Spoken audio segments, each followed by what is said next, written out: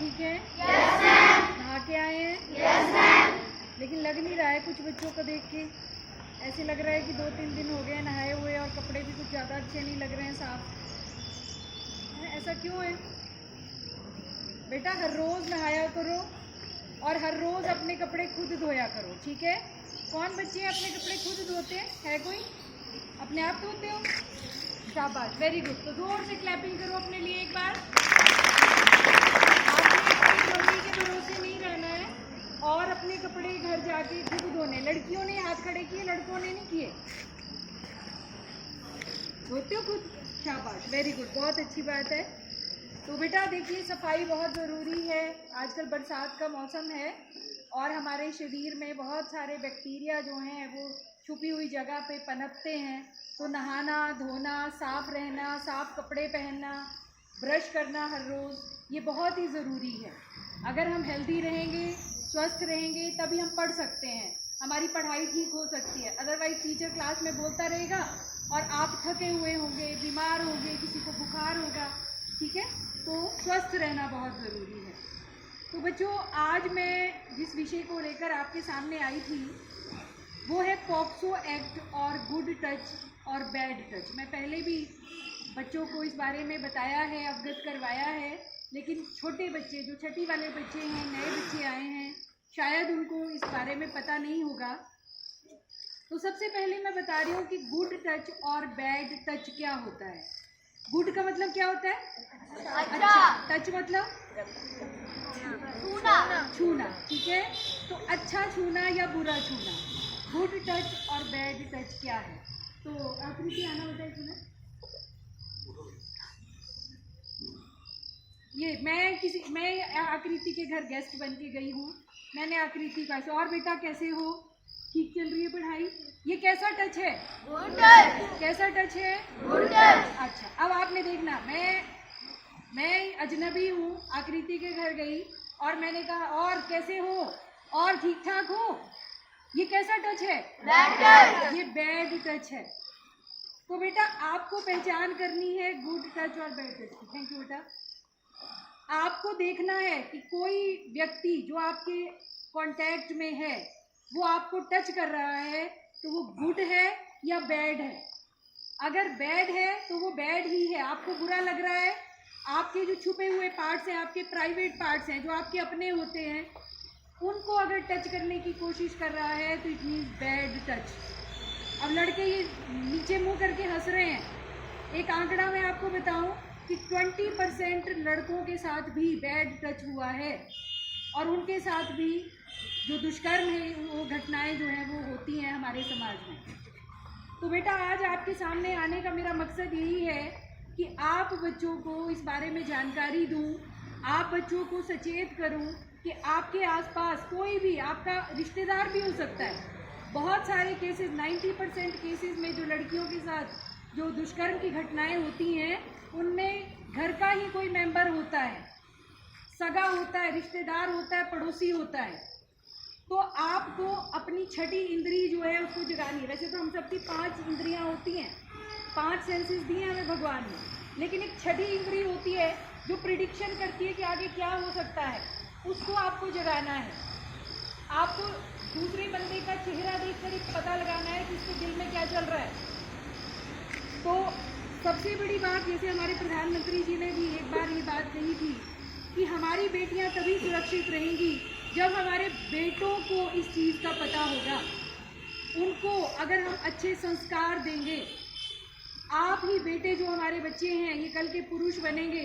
और कहीं पर भी आपको इस तरह से कोई लड़की इस हालत में मिलती है कि वो अकेली है तो आप उसको एक्सप्लॉइट करने की कोशिश कर लेते हैं। तो आज आप देख रहे होंगे कि समाचार पत्रों में हर रोज़ ऐसी खबरें जो हैं वो छपती हैं। छोटी छोटी बच्चियों के साथ जो है वो दुष्कर्म की घटनाएं रोज हो रही हैं। तो बेटा इन चीज़ों से सचेत रहना है। आप बेटों से मैं एक ही बात कहना चाहूँगी कि बच्चों, आपके लिए कोई कानून नहीं है। कानून बनाया गया है लड़कियों के लिए, POCSO act, prevention of children from sexual offences. अब ये है तो सभी के लिए, लड़का लड़की 18 साल तक के इसमें बच्चा ट्रीट किया जाता है। 18 साल तक का चाहे लड़का है चाहे लड़की है, अगर वो कंप्लेंट करे कि हमारे साथ किसी ने गलत कर रहा है कोई, तो उसको उसमें रजिस्टर की जाएगी उसकी कंप्लेंट। लेकिन अगर कोई लड़की कह देती है कि इस लड़के ने मेरे साथ गलत जो हरकत की है, तो लड़कों को बचाव करने के लिए, मेल्स को बचाव करने के लिए कोई कानून नहीं है। उनको सीधा अरेस्ट होगा, नॉन बेलेबल वारंट है, इसकी कोई बेल नहीं होती है। पहले ले लेते हैं बेल, अरेस्ट होने से पहले ले लेते हैं बेल, तो ऐसी कोई बेल नहीं है। और 20 साल तक की सज़ा का प्रावधान है, और अधिक क्राइम ज़्यादा बड़ा हो तो इसमें मृत्यु दंड का भी प्रावधान है। तो मैंने ये एक वर्ड कहा, पॉक्सो, POCSO। बोलिए क्या कहा मैंने? POCSO, prevention of children from sexual offences. बोलिए मेरे साथ, क्या कहा मैंने? Prevention of children from sexual offences. बच्चों को, प्रिवेंशन मतलब बचाव, बच्चों का बचाव करना है किससे? जो शारीरिक शोषण होते हैं। सेक्सुअल ऑफेंस मतलब, ऑफेंस क्या होता है? ऑफेंस की दो शब्द होते हैं, एक होता है ऑफेंस, एक होता है डिफेंस। ठीक है, डिफेंस मतलब अपना बचाव, और ऑफेंस क्या होता है? कोई बता सकता है बच्चा? हाँ जी, बताएगा कोई? किसी के ऊपर कोई अपराध होना, कोई उसको कोई आप शोषण करे, उसे ऑफेंस कहा जाता है। ठीक है, समझ गए बच्चा? तो 2012 14 नवंबर को ये पॉक्सो एक्ट जो है वो लागू किया गया था। इसमें 18 साल तक के जो चाहे लड़का है चाहे लड़की है, उसे चिल्ड्रन ट्रीट किया जाता है। तो जैसे कहा प्रिवेंशन ऑफ चिल्ड्रन, इसका मतलब 18 साल तक। ठीक है, बात समझ आ गई? तो आप बच्चे कभी भी अगर आपके साथ, चाहे घर में, स्कूल में, बाहर रास्ते में आते जाते, अगर आपके साथ कोई छेड़खानी करता है, आपको कोई गलत बात कहता है, गलत हरकत आपके साथ करता है, तो आप अगर स्कूल में है तो आप उसकी कंप्लेंट हमारे पास लाएं, अपने टीचर्स के पास लाएं। और बाहर अगर हो रहा है तो 1098 आगे, तो 1098 जो है बेटा, वो सरकार ने एक नंबर जारी किया है। बोलेंगे क्या नंबर बोला मैंने? 1098। उस नंबर पर आप कंप्लेंट कर सकते हैं, और ये नंबर टोल फ्री है, 24 घंटे ये नंबर चलता है, और इस पे कोई भी बच्चा अपनी कंप्लेंट, किसी भी तरह की जो अपनी शिकायत है वो दर्ज करवा सकता है। तो बच्चों, एक और बात मैं फिर से आप बेटों के लिए दोहराना चाहती हूँ कि बेटियां जो हैं वो घर का मान होती हैं। अभी आपने रक्षाबंधन का त्योहार मनाया, अपनी बहन की रक्षा करने की आपने कसम खाई।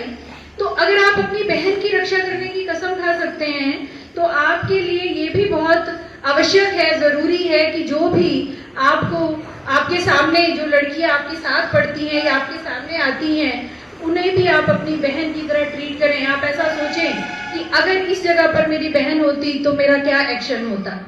तो अगर आप बच्चे, बेटे ऐसा समझेंगे इस बात को? बोलिए, समझेंगे क्या? हाँ, अगर आप इस चीज को ऐसा समझते हैं कि ये जो लड़की मेरे सामने है, इसकी जगह मेरी बहन होती तो मैं क्या करता, मैं क्या उसके साथ बात करता, मैं उसके साथ क्या बोलता, तो कभी भी कोई गलत हरकत जो है वो समाज में नहीं हो सकती है। तो बच्चों, मेरा आज आपके सामने यहाँ आने का यही पर्पस था कि आप बच्चों को एक तो गुड टच और बैड टच के बारे में बताया जाए, और दूसरा पॉक्सो एक्ट के बारे में। एक बार फिर से बोलेंगे, मैंने क्या कहा? POCSO, POCSO, prevention of children from sexual offences. और ये कब लागू हुआ? ये एक्ट कब लागू हुआ था? 14 नवंबर, जब चिल्ड्रन डे होता है, 14 नवंबर 2012 को ये एक्ट जो है वो हमारी सरकार ने लागू किया, जिसके तहत आप बच्चे अपनी शिकायत जो है वो, स्कूलों में सेक्सुअल हैरेसमेंट कमेटी बनी हुई है, हमारे स्कूल में भी बहुत सारे टीचर्स उसके मेंबर हैं, बच्चे उसके मेंबर हैं। तो आप अगर आप हमसे नहीं बोल सकते, आप उन बच्चों से बताइए, वो बच्चे आगे हमें कन्वे कर देंगे, और हम आपकी कंप्लेंट को जो है वो रजिस्टर करके जो भी कल्प्रिट होगा, अपराधी होगा, उसको सजा दिलवाएंगे। तो मुझे उम्मीद है कि आपने इन बातों को समझा होगा। और मैं जितने भी अपने अध्यापक साथी हैं उनसे भी कहूँगी कि कभी भी किसी लड़की को आप अकेले में रूम में ना बुलाएं, और लड़कियां भी जब भी आपको किसी मेल टीचर के पास, अध्यापक के पास जाना है तो साथ में 2-3 लड़कियां भी जाएं, क्योंकि आप देख रहे हैं कि आए दिन ऐसी घटनाएं जो है वो स्कूलों में भी हो रही हैं। तो एक बार फिर मैं ये बात आगाह करना चाहती हूँ कि मेल्स के लिए इसमें कोई भी प्रावधान नहीं है। अगर किसी लड़की ने कह दिया बैड टच, इट मीन्स वो बैड ही टच है, उसको बुरा लगा, चाहे भले ही आपने किसी इंटेंशन से हाथ लगाया हो या टच किया हो, आपने चाहे पीठ पे ही हाथ फेरा हो, अगर किसी लड़की ने कह दिया कि ये बैड टच है, it means it is bad touch, और उसकी कंप्लेंट जो है वो रजिस्टर होगी ही होगी।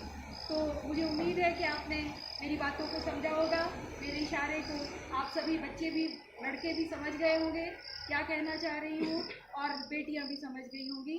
इन्हीं शब्दों के साथ जय हिंद, जय भारत।